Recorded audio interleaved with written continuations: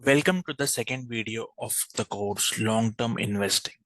इस वीडियो में हम एक कंपैरिजन करेंगे फंडामेंटल एनालिसिस और टेक्निकल एनालिसिस की, और हम ये देखेंगे कौन किसको ड्राइव करता है और आपको क्या करना चाहिए। जैसे फंडामेंटल एनालिसिस किसी भी स्टॉक की क्या होती है, कुछ पैरामीटर्स होते हैं जैसे सेल्स एक्सपेंस। हर किसी कंपनी के कुछ सेल्स होते हैं, कोई प्रोडक्ट होता है उसकी कितनी सेल हो रही है, उसके कितने एक्सपेंसेस है, ऑपरेटिंग प्रॉफिट क्या है, आपका कंपनी प्रॉफिटेबल है उसकी एक डेटा होता है, उसका कितना उसका नेट प्रॉफिट है, ईपीएस है। ऐसे कुछ फील्ड्स होते हैं जो कंपनी की वैल्यू डिसाइड करते हैं। तो इन्हीं वैल्यू के हिसाब से हम फंडामेंटल एनालिसिस करते हैं। और एक होता है जिसमें हम ये फंडामेंटल एनालिसिस नहीं, जैसे कुछ प्राइस पैटर्न्स का चार्ट बना रहा है। चार्ट पे आप जो भी कुछ करते हैं, कोई भी तरह की एनालिसिस जो आप चार्ट को देख के करते हैं, जैसे वो कैंडल स्टिक हो सकती है, डिमांड एंड सप्लाई। आप कोई भी चार्ट चार्ट को देख के आप प्रिडिक्शन जो भी प्रिडिक्शन करते हैं कि फ्यूचर में क्या होगा, पास्ट डेटा को देख के जो भी आप फ्यूचर को देखते हैं, तो वो टेक्निकल एनालिसिस है। तो दोनों एनालिसिस हेल्पफुल है, मतलब दोनों एनालिसिस आपको कुछ फ्यूचर में क्या हो सकता है ये अ, उस पे आप मतलब उस एनालिसिस से आप हेल्प मतलब कोई डिसीजन आप बना सकते हैं क्या करना है। बट अगर आपको मेरे से पूछना हो कि फंडामेंटल एनालिसिस ड्राइव करती है मार्केट को या टेक्निकल, तो राइट आंसर तो है फंडामेंटल एनालिसिस ही ड्राइव करती है। क्योंकि जो पैटर्न्स बनते हैं वो फंडामेंटल, अगर मतलब जैसे प्रॉफिट बढ़ रहा है या ईपीएस किसी स्टॉक का बढ़ रहा है, तो ये गुड साइंस है। और यही गुड साइंस आपको टेक्निकली पैटर्न में भी दिखेंगे कि उसी स्टॉक में अच्छे अच्छे पैटर्न्स बनने लगेंगे। तो आप उसको रिलेट करके ये बता सकते हैं कि हाँ, ये फंडामेंटली गुड स्टॉक था, इसमें कोई प्रॉफिट इंक्रीज हुआ या कोई अच्छा स्टेप हुआ, इस कंपनी ने कोई एक्विजिशन किया, ये किया, तो उससे वो टेक्निकली भी प्राइस में दिख रहा है।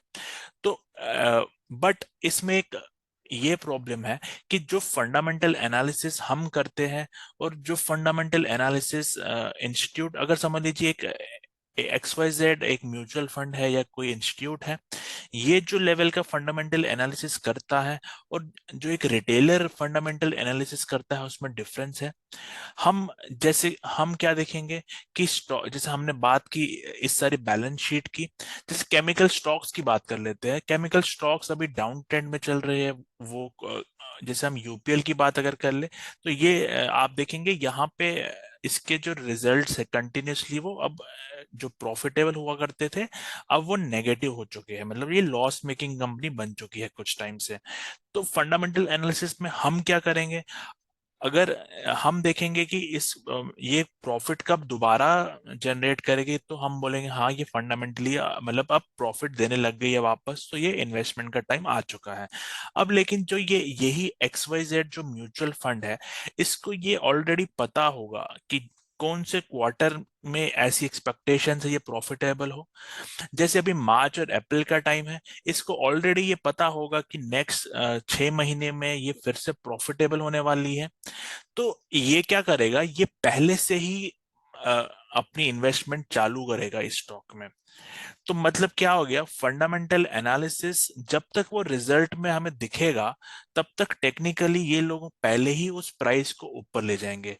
आप जानते होंगे लीडिंग और लैगिंग इंडिकेटर्स होते हैं टेक्निकली, बट वैसे ही अगर आप प्राइस में देखेंगे, तो फंडामेंटली जो एनालिसिस रिटेलर करता है, फंडामेंटल एनालिसिस वो लैगिंग होती है, क्योंकि वो एक डेटा, वो एक न्यूज पे आधारित है। और ये डेटा म्यूचुअल फंड इंस्टीट्यूट्स को ऑलरेडी, उनके पास ऐसी टीम है, रिसोर्सेस है, जिनको ये ऑलरेडी पता है कि ये सब कब होने वाला है। तो वो हमसे आगे है ऑलरेडी फंडामेंटल एनालिसिस करने में। इसीलिए आपको मतलब अगर इस जो हम कॉमन एनालिसिस रिटेलर्स करते हैं, तो उनको टेक्निकली स्टॉक एनालिसिस करना ज्यादा बेनिफिशियल होगा अगर वो सिर्फ फंडामेंटल एनालिसिस करेंगे। तो आई होप ये वीडियो में आपने कंपैरिजन को समझ लिया है। तो नेक्स्ट वीडियो में हम फंडामेंटल एनालिसिस देखेंगे कि कौन सा इंपॉर्टेंट पैरामीटर है जिसे हमें ट्रैक करना है। तो लेट्स गेट स्टार्टेड।